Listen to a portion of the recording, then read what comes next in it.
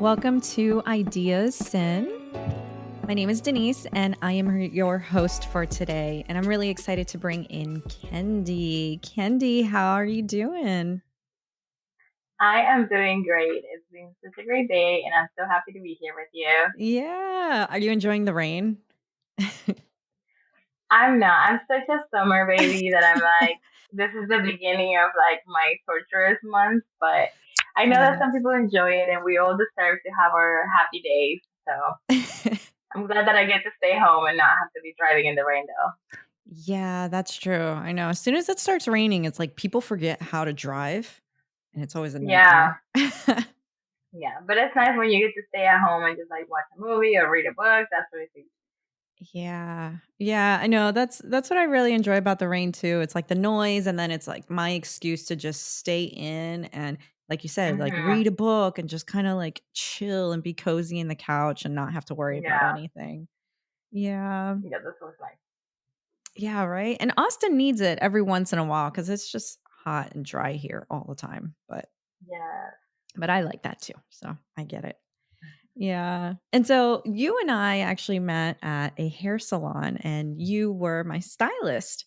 And so that was really like just cool to connect because I haven't colored my hair in a long time. And I was like, man, I really don't know if I should do this. And so it was really great to Hmm. connect with you because like you love playing with color. Like you've been doing hair for such a long time that Yeah. it's just like a natural part of just playing and diving into that creativity.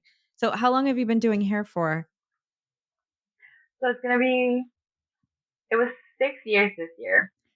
So it's been a minute.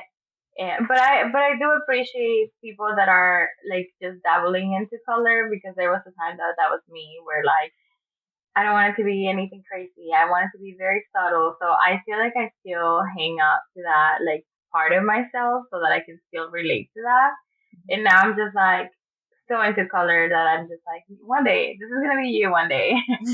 You're just gonna love it.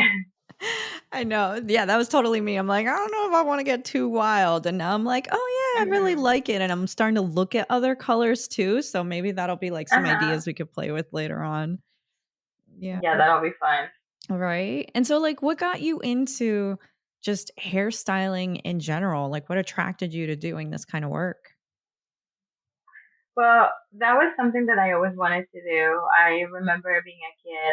I grew up in Mexico, and so my mom would have this like neighborhood get-togethers. She always wanted other kids to come to our house, and I would just sit there like braiding the other girls or like playing with their hair, doing their makeup, and it was something that I always loved. When I was in high school, I would do that. We all did it, but it was like you would do your hair, makeup, and take pictures, and then just go take it off. So it was always something that I loved. I always liked the idea of working with magazines and working like custom design.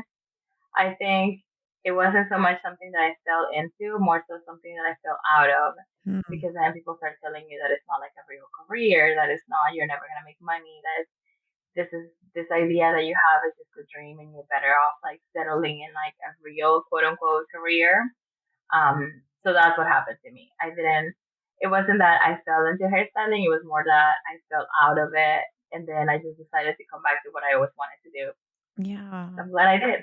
No, and that's awesome. And I mean, and so everybody's telling you, yeah, get a real job, go do something Hmm. else. So then what did you end up just pursuing instead of hairstyling before you transitioned over? Um, so the main thing that I did was in the medical field. I was a nursing aide for a long time, and I was a pharmacy tech.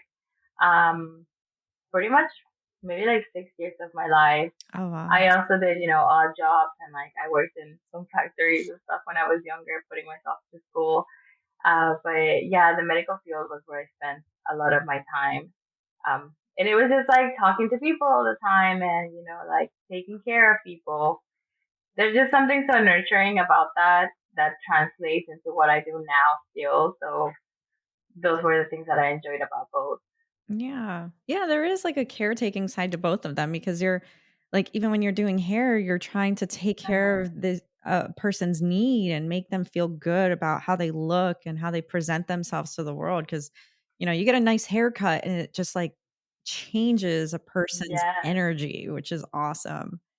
Yeah. Hair is such a big part of our identity, and so that's something that's never lost on me. That when you sit in my chair, you're trusting me with who you are and how you present yourself to the world. So I would never just compromise that, you know. Yeah. And so in when you were working as like a tech and an aide as well, I mean, was there a certain point, like, within that time frame where it just kinda hit you where you're like, "Man, I really don't wanna do this." Like, even though it is caretaking and yeah, you are working with people and Yeah, stuff like that, at what point were you just like, "I don't wanna do this anymore?" I think when I turned about 20, 26, 25, it wasn't so much that I didn't want to do it anymore. It was more like, what's next? Like, is Mm, this going to be the thing that I do for the rest of my life? And that was never the plan. So it was kind of like, I think I'm at a point in my life where I need to make a decision. So if I want to stay here, then I need to advance in my career. And if not, then I need to make a move. And so I started looking around. I talked to a lot of my nurses because my idea was I'm either going to beauty school or I'm going to become a nurse. But either way, it has to move forward. So I talked to a lot of my nurses and I asked them how they liked it. And like, I asked them, like, do you think I should do this or I should do that? And that's something that I'm really big on, actually. I don't make a decision without consulting with like 55 people. And it helps me out a lot Yeah. because even then, a lot of nurses were like, I love what I do, but it's a thankless job, which it is. It's a what job, And sorry? it's like a very thankless job, like where you put in so much of yourself, and Yeah. sometimes like the pay is not as good. This was pre-pandemic even. Now with the pandemic, I know that like our nurses do so much for us, and it's just like you can never repay it. Mhm. Um, and so they were like, if you're gonna be a nurse, this needs to be your passion. Like you can't be doing it for the money. You can't be doing it for anything other than the desire to help people. Yeah. And I think that's a very valid point. And then I went around to different like hair salons and I asked around like, do you like it? Do you feel like it's like do you feel like because you also have to think about like having a livable wage. So that was another thing that I was asking. What school did you go to? Do you enjoy your job every day? Um, my ADHD is like crazy. So if I don't get some type of dopamine from what I do every day, I'm gonna hate it. And so I needed a job that was Yeah. gonna give me that for sure. And yeah, a lot of, I mean, they seem to be very happy, and a lot of them were like, just go to beauty school. Like, you're not gonna regret it. If this is something that you enjoy, then you're gonna enjoy it every day. Yeah. And so that's how I decided. Oh, wow. And it's and first off, shout out to anybody that's in the medical field because, yeah, Yes. I definitely see that it's like teachers as well. Like they're not appreciated as much Mhm. as they should be. And they're the ones that are out there every single day putting in countless hours, dealing with tons of random Yes. people coming in who are stressed out all over the place. And then they have to deal with a lot of that energy and a lot of those emotions and really help to calm Yes. people down. Like it's a lot. And honestly, like, they should be taken care of as well. I feel like they should just get, like, free memberships at spas and Yes. things like that so that so that they can replenish their energy and they can kind of I get agree. back to themselves, get massages and stuff because they're constantly running around and it's like they gotta take care of their Yes. bodies and yeah, being And a that's the thing with nurturers. Mhm. They never stop. And they don't ever Yeah. expect it back, so then they find themselves like pouring and never getting anything in return. So self care is important. Yeah. Self-care is very, very important, and I mean, and you kinda see that now with, like, your clients, right? Like, you typically have Hmm. routine clients that come in and they're like, "I'm here for my routine updates on whatever color or whatever cut," and things like that, right? Yeah. Yes, definitely. We do a lot of maintenance. I specialize in like those long appointments. So a lot of times I'll see my clients for like a full 7 hours and then 2 hours every so often. Mhm. So I get to know them really well. Yeah. Yeah, I mean, and, like, we've spent a lot of time just talking about a bunch of different things too, which has been so great. Yeah. I that's my favorite part. Right?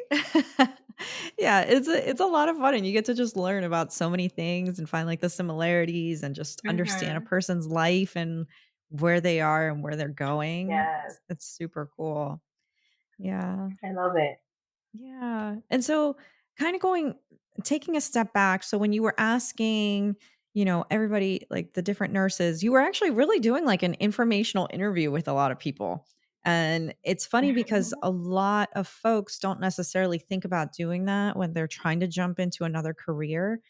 They and that's such a huge thing that can actually benefit them is asking these questions and saying like, "Hey, what is your day-to-day like? What are some of your challenges? What are some of the Yeah, things that would benefit you or benefit anybody new coming in?" And just bringing um, that knowledge or skill set in and like, what is lacking in the industry and trying to balance that out. yeah. But like for you, what was that like when you were like, "Okay, I'm leaving. I'm leaving the nurse, like, the medical field, and now I'm actually gonna go to beauty school." Like, what was that whole feeling like for you? Um, it was definitely scary. It was leaving a very stable job where I had like perfect hours. I worked 4 hours a week. I mean, I worked 4 days a week.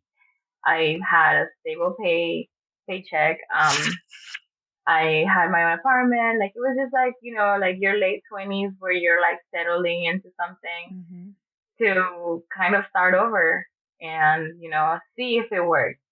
Put in all this extra work in my late 20s, about to be 30 in a couple of years, and I'm starting over.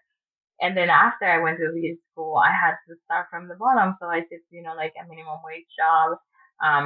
It was kind of like a, quick turnover type of place. And so I think that beginning stage is like you have to really hold on to your dream because it's the only thing that's getting me through it. Because the constant thought of like, did I make the right decision? Am mhm, I gonna make it? Am I gonna fail? And you can't let those thoughts like stop you because they're always gonna be there. But I feel like when we're afraid of change and when we're afraid to be uncomfortable, we're still gonna be uncomfortable. mhm. It's just not gonna be doing what you want to do.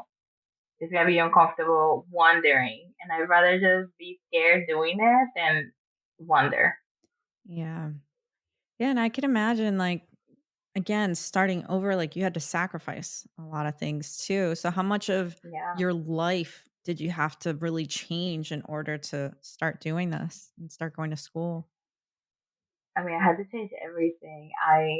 Like I said, I was living alone. I have been living alone for years at that point, Mhm, and um, I moved back in with my parents, and then I got a second job. So my day would start at 4 in the morning. I had a private client that I would go to their house from 4 to I want to say 8, and mhm. then my school started at 9, and then it was over at 2, and then from there I would go to my second job that was over at 11. So it was thankfully it was only a year, but it Mhm. was definitely like and then having to like constantly think that I had to move back in with my parents and like what is this gonna be like at 26? Yeah. But thankfully they're great and I love them and we have a great relationship. So they really helped me out by allowing me to do that. And Yeah. then when it was over, it kind of puts a fire under you because now, like, you made this change and you put yourself in this situation. So now you have to, like, hit the ground running. Mhm. And was all of this in the US or back in Mexico? This was in Arlington, Texas. So Oh, I went to school in Arlington. Yeah. yeah. And so how did you end up did you end up in Austin for school or for work actually? So what brought you into Austin? No, so that's actually a funny story. I was turning 30 on 2020. And my friends and I always liked Austin. Like we would come and visit and stuff. But for my 30th birthday, we had planned a trip to Spain because I always like that's my bucket list trip. And so we had everything planned, and then the pandemic hit, and so of course we couldn't make that trip. So once like regulations were softened a little bit, and like some like the staying in and stuff was like a little lifted.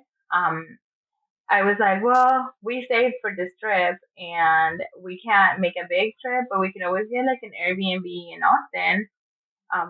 And so we did, and we got this like it was super nice because we had the money for a whole trip, so we were able to splurge a little bit.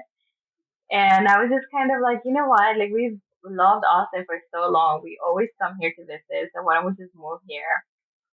And I had to pretty much start over because once the pandemic hit, like I couldn't take clients, I couldn't work in a salon.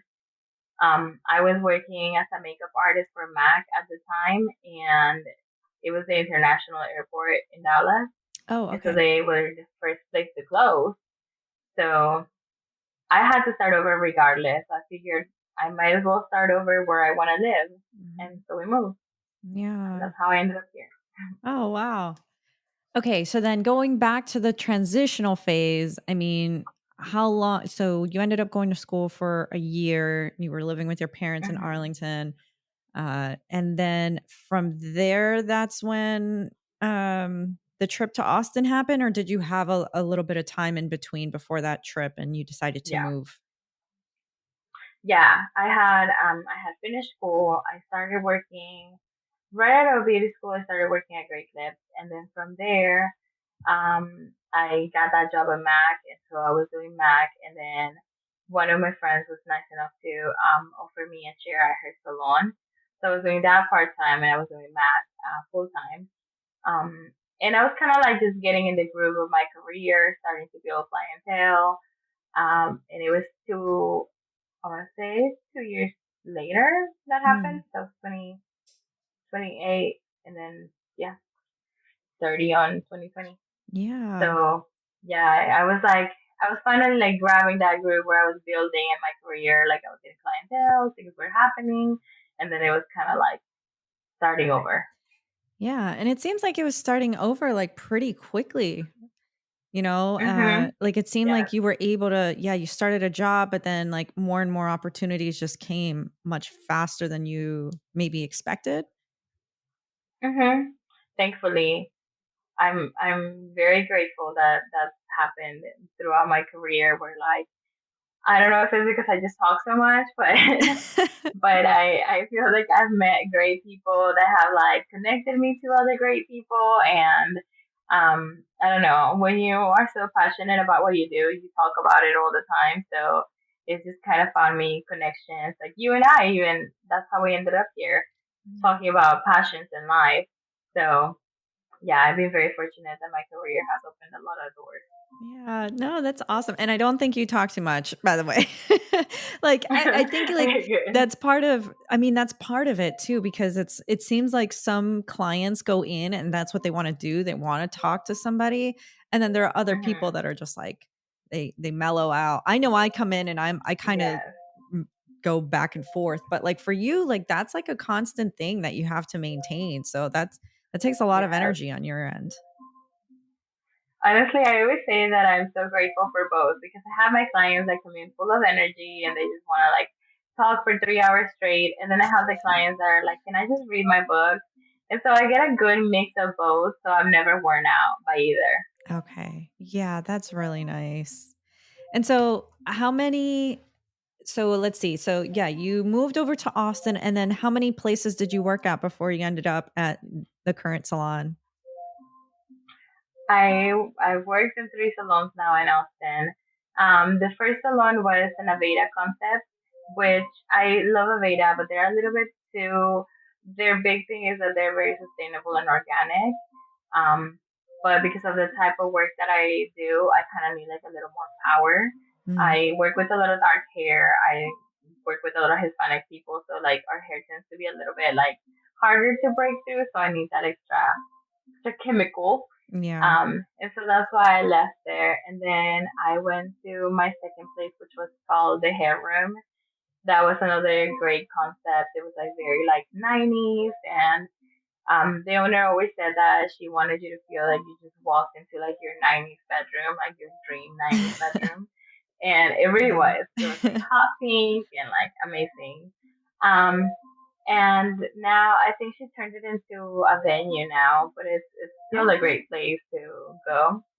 And now I work at Golden Soul Mhm. Salon, where on Lamar, and I've been loving it so far. I mean, I'm so blessed with the team that I'm working with. Everybody likes each other. I think the clients can feel like the great energy that we have working together. So I've been very happy. Yeah, I know, it's a really cool vibe. I could be very particular about, like, the salons that I go to, and I was just researching so many different salons, and this one I just really clicked with, and so, yeah, I've been very grateful to have come here and, like, have met you and, like, some of your other stylists as well. It's, like, a really cool team.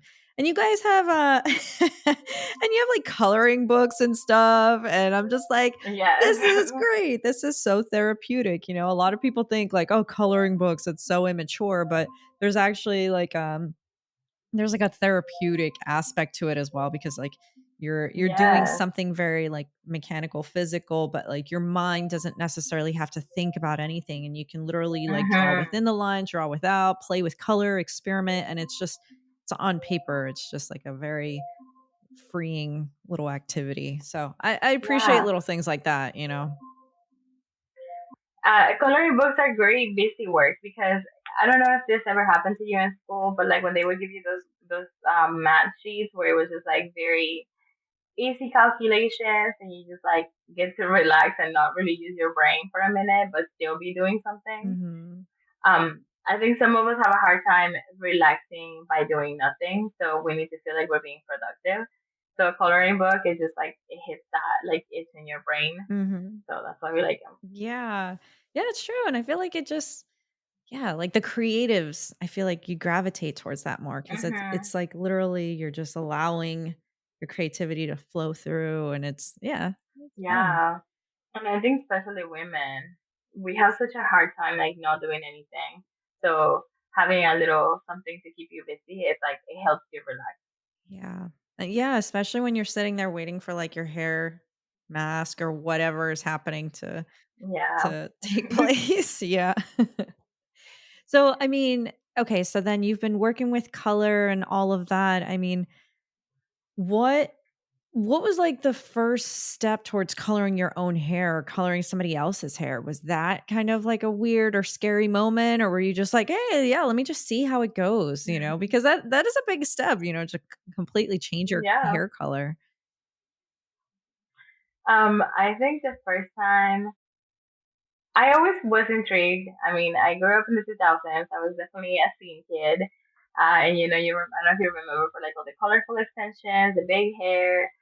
So I always wanted to do it, but I was never allowed to. My parents were big on like the traditional way, so my mom said I couldn't color my hair until I was 15. Mm. And then when I turned 15, she let me do like a box color that was like just off black. It was like very dark Mm. brown. And so it was just like the excitement of like it didn't look any different, but I felt different.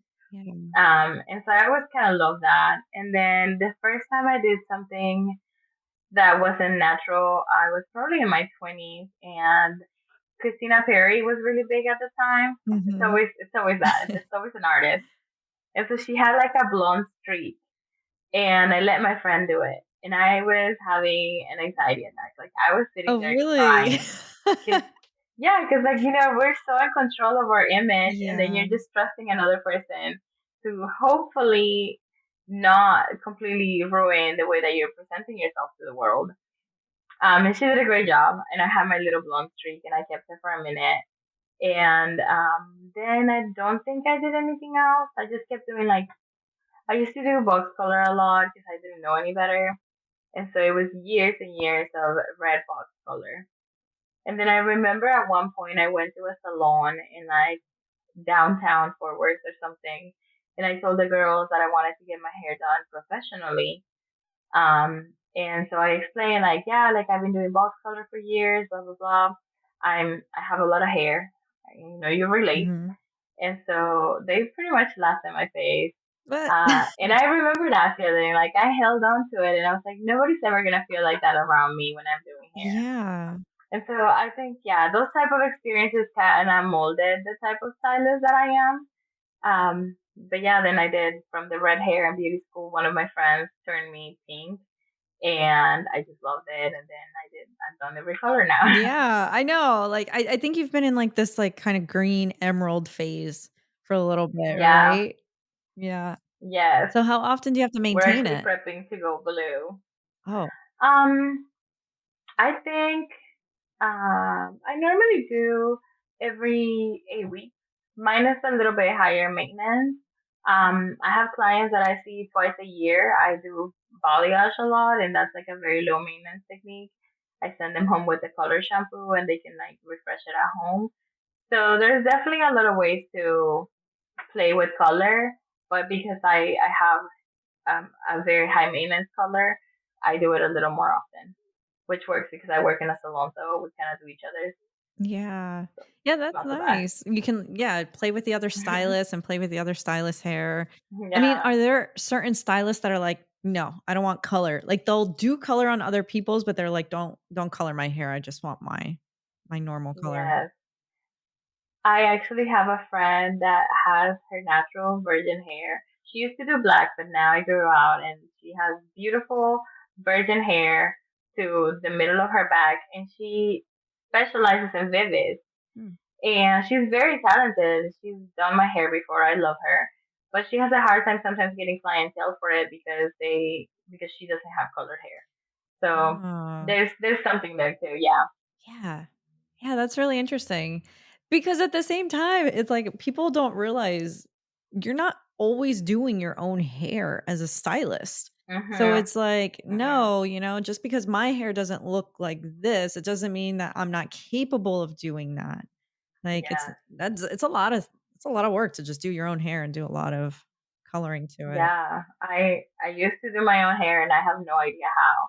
Because now that somebody else can do mine, and like we trade a lot, Mhm. so perfect. I can do somebody else's so much easier than my own, and they feel the same. Yeah. So it really works out. So for you, I know a lot of people go through this. I know I go through this, but like you become very particular about the stylist that you work with. I mean, have you ever gotten like that with other stylists as far as like who can color your hair and treat your own hair? Or are you just pretty open to whoever because maybe you feel like you can fix it or, you know, you don't have an attachment to that anymore?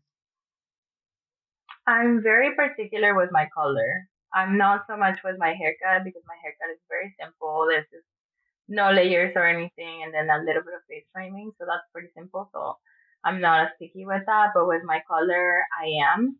I've been lightening my color for probably 7 years now, and it's definitely a process. And there's a certain respect that you have to have for lighteners. So with my color, yeah, I have a couple of friends that I'm very comfortable sitting in the chair and being a client, and I think for me, it comes down to speed a lot of the times, because my hair is a little fragile, so I don't want lightener to be sitting on it. So creative people are great, and I love all of my creatives, but I do normally trust my friends that are a little more experienced. Yeah. And so for people who are expanding out in their creativity, Uh, I mean, how do they typically progress when it comes to coloring their hair? Like, do you think that some people they Okay. just start something very super simple and then they progress and shoot off and do something like more crazy and exaggerated, or what's that process been like that you've seen? I think that's actually a great question because that is where your people reading abilities come in. Because sometimes I'll have somebody come in and they're like, I've never done anything to my hair, but I want it to be hot pink today, all of it. And then it's kind of like, Yeah. okay, let's have a conversation first. Because then I have to decide if it's going to be too much of a shock. Mhm. Or like, people that have hair to the floor and they decided that they want to chop it all off today.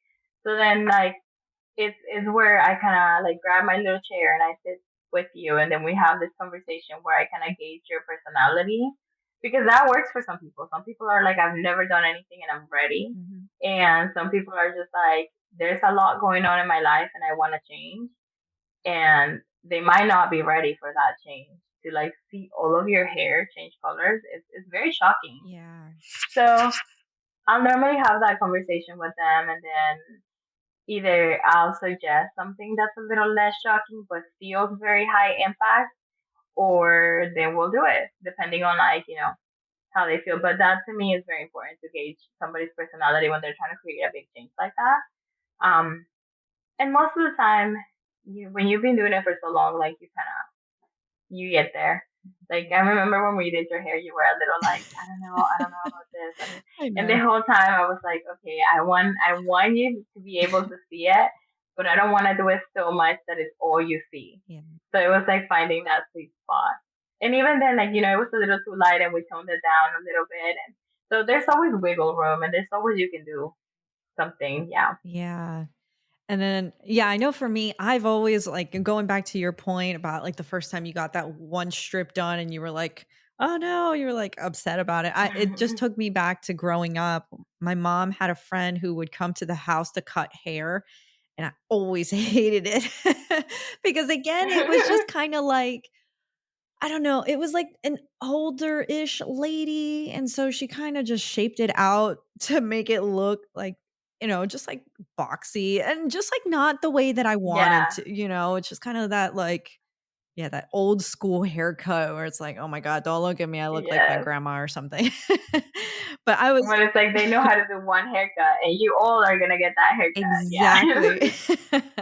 So I've always had issues with, finding a good hairstylist and getting it cut a certain way because, like, again, you've seen my hair, it's like it's curly and I have difficulties hmm sometimes just finding a balance and to have it flow properly because it'll grow out, and I've had people cut it and I've had like mullets hmm before and I'm like, "What is this?" Like, it's not cool. Yeah. But I mean, and again, like, whatever, we end up fixing it, it's hair, but that's a really interesting point that you brought up, that you have to sit there and gauge like a person's personality to figure out like what they're able to take on.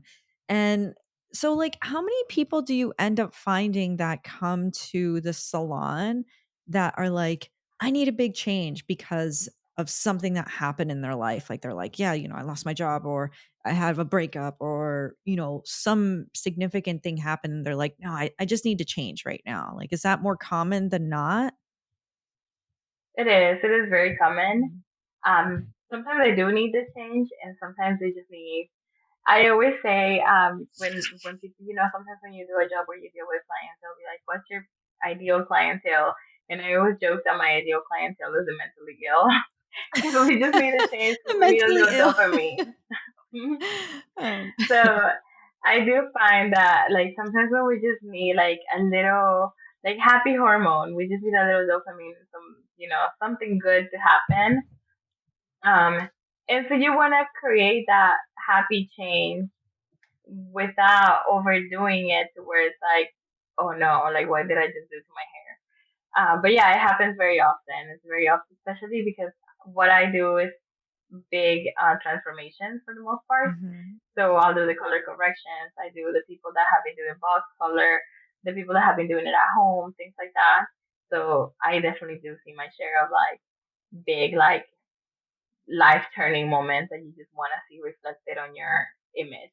Yeah. And do you think that after they go through that transformation, I mean, you've already gotten like pretty skilled at just reading the individual and understanding what it is that they want, but like, do you find that there are people that just constantly stick to that pattern? Or do you think that like once they make that first initial change, they're like, okay, I'm good. Like, this is my new standard. And then that's kind of what they stick with? Or like, how often are people going through these like big changes when it comes to their image?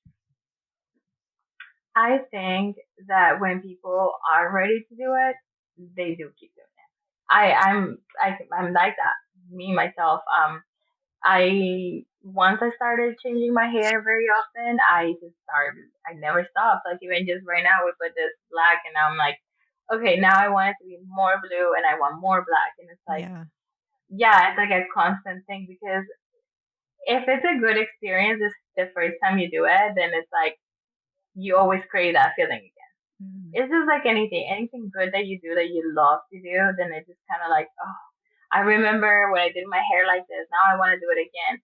Or like, what if I do this now? Because now that you have somebody that you can trust, first of all, Like now that you know you can come in, sit on my chair, tell me what you want, and I'll find the best way to make it happen for you, then there's no worry anymore. There's only the good feeling of like, I know she's gonna do it, or I know that if I tell her this, she's gonna make it happen.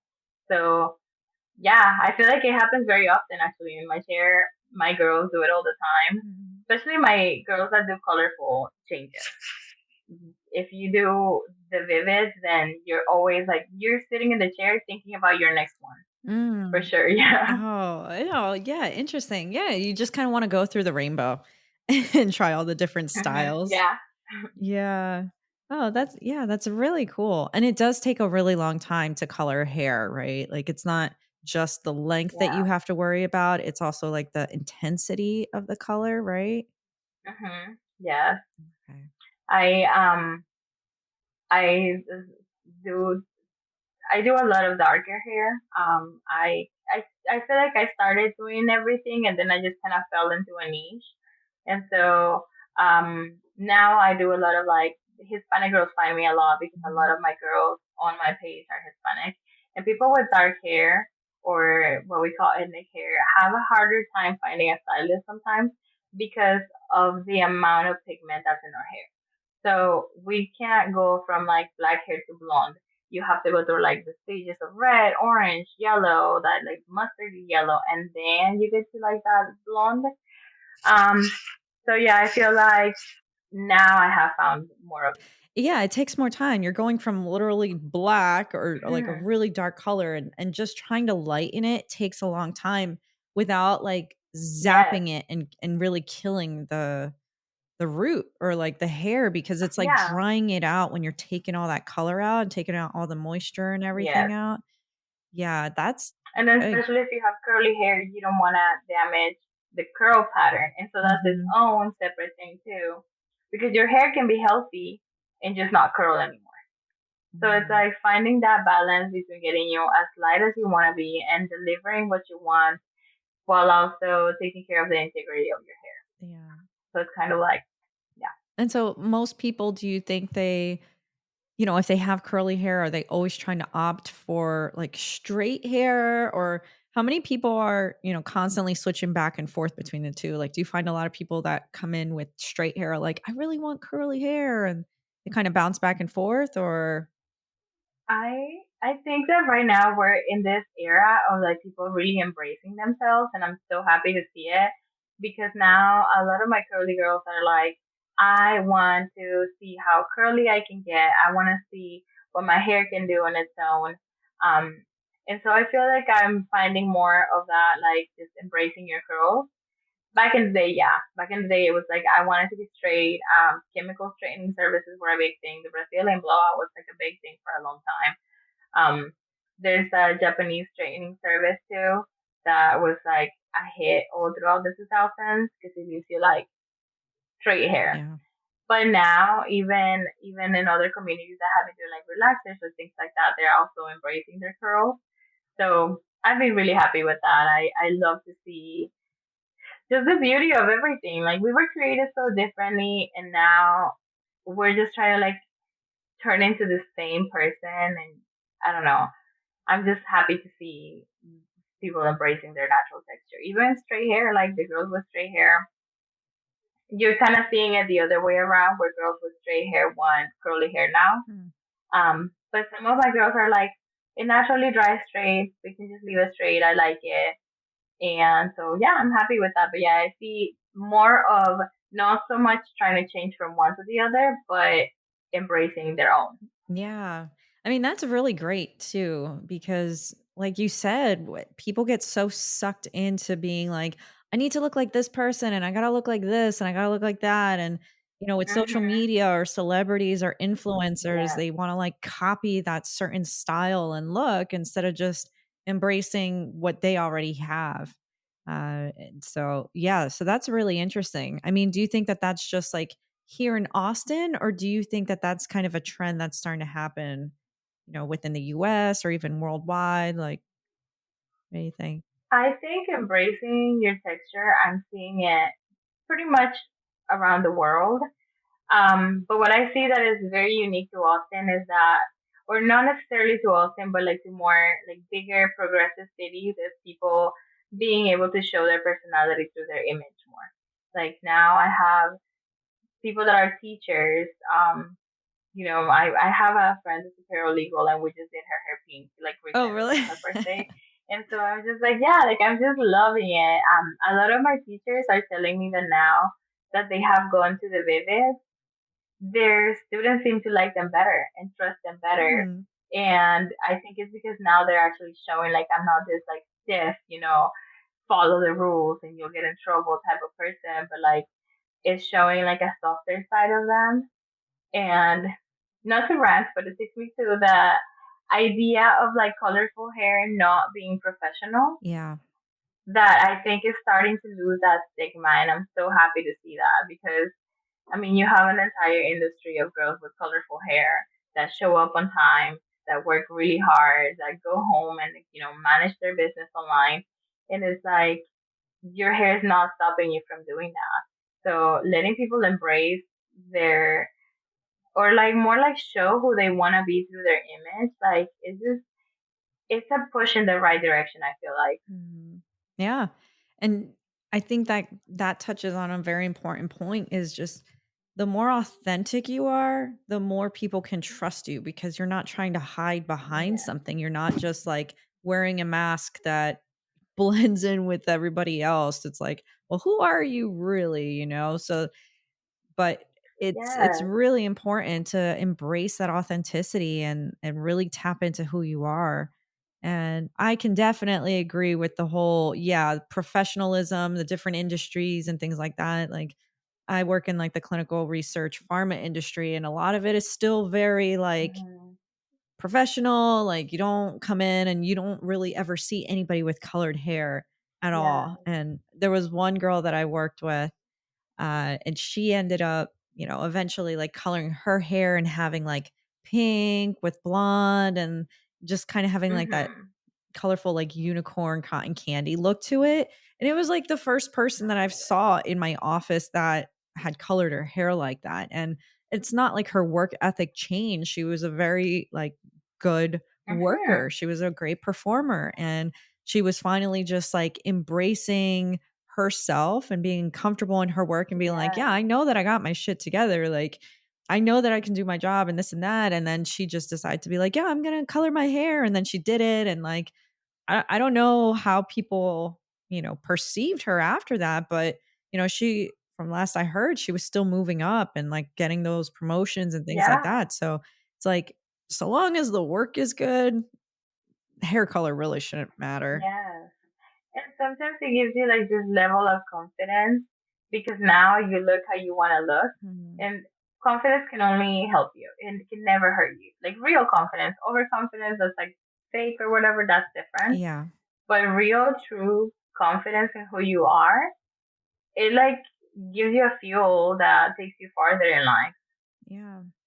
Do you think like a lot of people that walk into the salon and they do their hair, like do you feel like a confidence when they leave? Like do they end up leaving much more confidently and more upbeat and stuff? Or do you think like their energy levels are still kind of the same? I think it's very rare that somebody comes into the salon and gets the type of service that we offer and leaves feeling defeated or not confident. Mhm. Um, you don't even need to do like a huge change. If you go to a salon and you get a blowout and you get that like scrubbing and that shampoo and that like hour long conversation, by the time that you leave with your hair big and bouncy and like refreshed, it just puts a pep in your step. Like there's no way that you can have that and then feel depressed after. I don't know. Yeah. Yeah, no, it's true. It's just you're being taken care of, like sometimes Mhm. you just need that. And I don't know, there's something very comforting about having somebody do your hair too. You're I Yes. don't know, it takes me back to, like, childhood when, hopefully you had somebody who wasn't, like, ripping your Yeah. hair through a lot of the times, but it's like, it's a Yes. nurturing thing for somebody to go and brush your hair and, like, kinda take care of you. I think that there's something kind of, like, healing and very soothing in that, and if you can play with Yeah. color and you can play with what you want as far as your style and your presentation, then why not go and try something like that? I remember my grandma used to always say that when you touch people, you're putting your energy in them. Yeah. And I think that's so true. And so I always try to be very careful with like my own mood when I'm in the salon. Mm, I feel like if I come in feeling just depressed or like trying to be like, oh, I'm just trying to get through the day, then you're putting that energy on somebody else. And I think that's like, I don't know, to me, things like that are so important. So I always try to come in and like ground myself and, kind of be in a better mood to be able to give you that too, mhm, because we spend so much time together when we're at the salon, like, and I'm touching you. And I even read this article once that said that when you are in somebody's like personal bubble, like their personal space, they automatically trust you because we don't allow people to get that close to us unless we trust them. mhm. So it kind of tricks your brain into feeling like we're already in that type of intimacy. And things like that just kind of like Hmm, always stay in my mind for that reason because people do tell me a lot of personal things and like deep, yeah. heavy things that they've been carrying because I'm touching them. I'm massaging their shoulders and massaging their neck and their scalp and like parting their hair, running my hands through their hair and things like that are so intimate that you automatically feel like you're intimate with this person. So I feel like there's something to be said about how you conduct yourself with clients in that level of like we are being trusted daily. Yeah. Yeah, that's true. I mean, I'm sure you and I have opened up about a bunch of random stuff too, and I can only Yeah. imagine, like, the kind of stories that you hear from other people and, like, their struggles, and it's almost like you're not just being, like, a caretaker, but, like, I don't wanna say therapist because, like, yeah, you can advise and Yeah. you can say this and that, but, like, it's like a one-off thing, but, like, yeah, you're lending your ear to this other person. That's like a whole other Yeah. trait that you have to take on that a lot of people don't realize in this kind of, like, field. Yeah, it's like it's really a friendship Yeah. because like yeah, a therapist has a certain level of education to deal with the information. But I think the way that we're talked to is like a close friend. And so you feel like you can unload a little bit, and you feel like you can tell things that and not feel judged. So to me, it does feel like a friendship. And sometimes it's hard to separate like my long term clients. I mean, at this point, they're my friends because Mm. at some point I start telling them things too. But yeah, it's just the best part of everything. I mean, of course, I love coloring hair and I love playing in hair.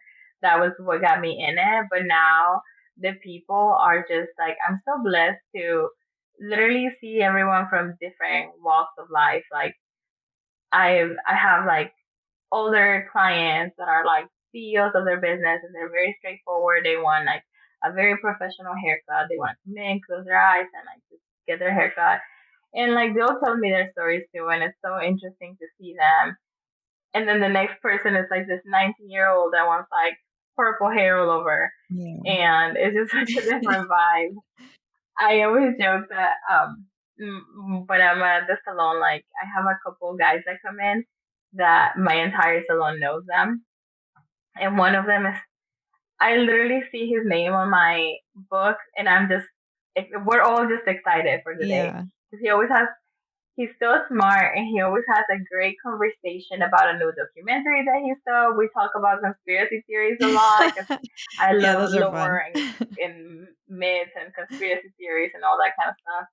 And because he's so smart, he always has like some, I don't know, just like something that's not just run of the mill. He has like great stories, so I'm always looking forward to that. And then I always have my girlies too that I love, and like I always, I don't know, I joke that like the conversations that you find in a salon are always not what people expected. Like it's never a vapid conversation. It's always so deep and so like you almost have to take a minute in between clients to kind of come back to earth from the conversations that Yeah. you just had. So I do love Yeah, it feels like you should write a book and just be like, "So that. this one Therapy. client told me this," and, like, Obviously, like, you don't have to use names or Yeah. identifiers, but, like, it would just No, be of course, interesting to yeah. hear the kind of stories and the things that you, like, deal with when it comes to some of your clients. Confessions of a hairstylist. Yeah, no, seriously, I think that would be really It would interesting. be fun. I had an Uber driver who Yeah, said he was I gonna do that, so I was like, "Oh, that's perfect for you too." that yes, I never thought about it, but yeah, they also hear and see a lot. Yeah. Those sorts of things. Yeah, I can only imagine. I mean, and so with hair, that's one of your creative outlets. Do you have any other creative outlets that you typically like to dive into? I was a makeup artist for a long time, so there's definitely that. I think it's just art, like anything that has to do with anything creative, just like makes me so happy. I feel like at some point when your hobby becomes your job, it's so all consuming that like I started to say that I don't have hobbies because my job is my hobby. So when I'm done at the salon, then I come home and do my friend's hair. So Mm, or I come home and like look at videos of hair coloring or look into education or it's just so I'm so blessed to have something that I enjoy so much that it's like not a job to where I almost have to put a limit to myself of how much I can do it so I don't burn out. yeah. Because otherwise I'll do it all the time. And then my roommate is actually a barber, so we always say that like we overbook ourselves so much that we have to like check each other and be like, have you given yourself a free day? Yeah. Like, have you had a day off this month? Um, and a lot of times we don't. Yeah. Oh my gosh. Well, you gotta start adding that onto your calendar. Remember self-care? Yeah, Self-care. yeah, yeah. This last month I didn't actually give myself a day off, and I felt it. I was like, I just need to like sit in my bed a whole day. I'm so tired. Yeah. But it was so much fun, and I would do it again. Yeah. I mean, but that just goes to show, like, you really love what it is that you do, and you got to Yeah. now you get to do it all the time because you took that chance to just ask that question and see whether it was worth going down, like, down that road, and you took that Yes. chance and you made those sacrifices, and now you're doing something that you love, which is, like, so great. Yes. Yeah. Time is gonna pass regardless, so you might as well be doing what you love to do. And I mean, if you love it and you're willing to put in the time and energy into like, making it happen, then it's gonna happen. There's no way around it. Yeah. Yeah. No, it's true. And so, for anybody out there who's interested in either getting into like hairstyling or just like any creative project or anything that they just, they're just teetering back and forth. They're like, "Oh, I don't know if I should do this, blah blah blah blah blah." Like, is there anything that you want to like suggest, or do you have any like tips or anything like that that you want to share with our listeners? Yes. I say use social media to your advantage. We always talk about social media being this like, bad thing and it holds us back and I think it's such an important tool because if even if you are an introvert, even if you don't like to go out and do things and talk to people, I think if you want to do something, start asking around. Find if you want to be, I don't know, if you want to be a hairstylist, there's 35 million hairstylists online. Send them a DM, ask around. I actually recently read. Mhm. I don't know if you ever watched Euphoria, No. but their main makeup artist. Well, we've all heard about Euphoria, and the makeup part of it is like it's been such a big thing. Their main makeup artist ended up getting hired because she messaged them. Oh, And she was really? just like a girl playing in makeup in her bedroom. And she was like, I want to work for them. And so she messaged them and she was like, what do I need to do to work for you? And they checked her out and they invited her to work with them. And now she's like one of the head makeup artists for a show that big. So I think if you want to do something, Mhm. don't ever think that it's too big of a dream because the worst that somebody can say is no. I'll be messaging magazines all the time, and I'm like, "Hey, do you guys need a hairstylist on set?" Mhm. And sometimes they say yes, and I've done a couple magazines just because I messaged them. I recently messaged Danger Jones, and I was like, "What do I need to do to work for you? Like, just tell me, and I'll make it happen." Right. And so I don't know. Maybe they'll reply, maybe they won't. But it's just like take the chance. Like Yeah. the worst thing that can happen is that somebody says no, and then you have an answer. Yeah. And then even then, it's like you can still work around that and you can go find somebody else who's gonna say yes, Yeah. and sometimes that opportunity might even be better than what you were expecting. Yes. Yeah.